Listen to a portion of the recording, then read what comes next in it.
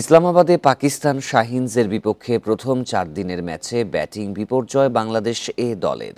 প্রথম ইনিংসে all out হয়েছে মাত্র 122 রানে। ভেজা আউটফিল্ডের কারণে খেলা দেরিতে শুরু হয়। আগে ব্যাটিংয়ে নেমে শুরু থেকেই চাপে পড়ে বাংলাদেশ এ দল। বিজয় মুশফিক মুমিনুলরা ব্যর্থ, মাহমুদুল হাসান জয় এক প্রান্ত আগলে রেখে 50 করেছেন। প্রিয় নম্বর সেট করে বিকাশে সেন্ড মানি করুন ফ্রি। 44 ওভার 3 বল টিকেছে বাংলাদেশ এ দল, জয় করেন 65।